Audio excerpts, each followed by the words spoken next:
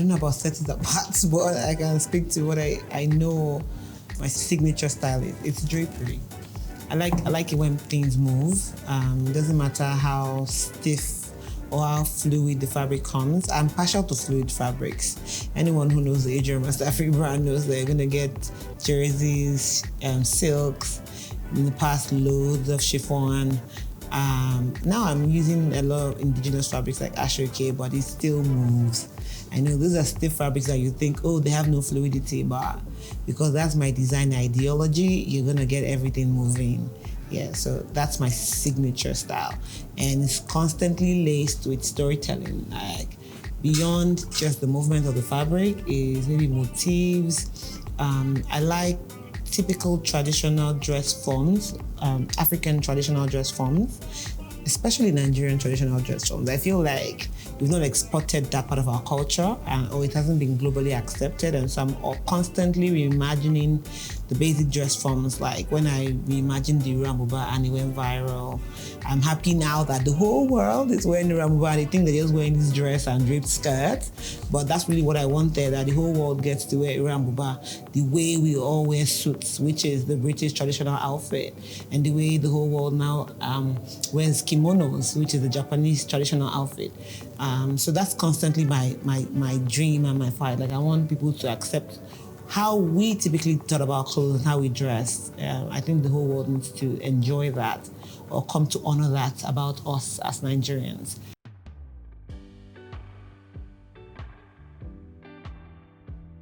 I think this sustainability conversation is something that Africans need to be teaching the rest of the world. I don't think it's something we need to adopt. I think it's who we are by default. And because our industry hasn't grown, we haven't contributed to the landfills and all the issues that made sustainability become a topic.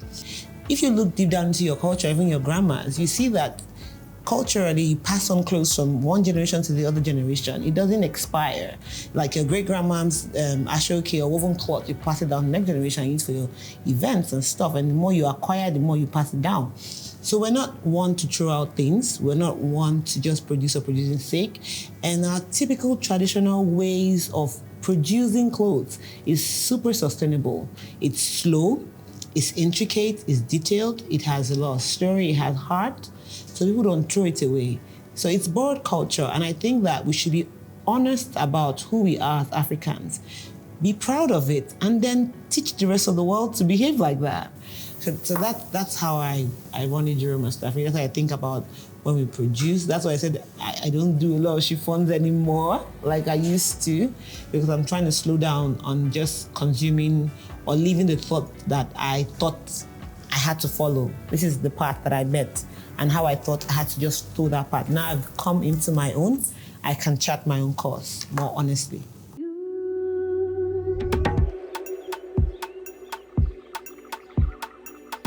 The fashion industry in Nigeria is, I would say, it's already a global phenomenon. I think in the next 1, 2, 3, 4, 5 years, it's just going to completely unravel. It's already unraveling. It's the next frontier, no doubt. I mean, because Africa is the next frontier and Nigeria is at the heart of that. I think it's the next frontier. The designs, the stories untold. There's so many things that we have here that we're not even aware of, how unique or how ingenuine they are and how they will be received. So my hopes and dreams are like that we are ready to ride that wave. I don't think we are, because to do anything truly phenomenal, you need education. And that's what's lacking in the Nigerian fashion industry. In Ghana, they're particular about education. In South Africa, they are. Like training? Yes, training. Yeah. In Nigeria, they're not. Everyone just wants to be popular. Now, the danger of popularity is you become popular and you goof on the world stage. How many people can talk honestly about their clothes, about their processes, about their creation? They don't even know what they're doing. Everyone is faking it till they make it. And not because they don't have talent or not because they don't have something to offer. they feel like the time to go get the education is going to be wasted time. I don't think so. Vera Wang started her line at over 40, I think. And she said, I worked in the industry for 20 years to learn what not to do, and I was paid to do that.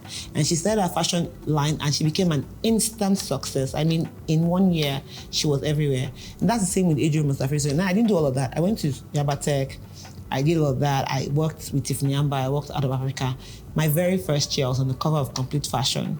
I started dressing celebrities, Omotola, all of that. I represented Nigeria at United Nations event, and then I went on to represent Nigeria at the Olympics and all of that. So, I mean, if you're prepared, you will do amazing, and you will do it well, and you will have staying power.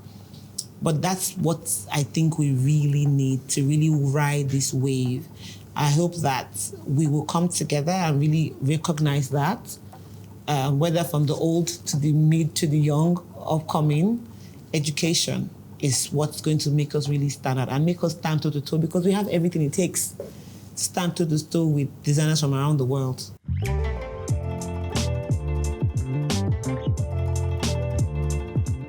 Beyond just being a fashion designer, trying to live the fabulous life, Fashion Week is coming up, and I'm unveiling the biggest collection I've ever done.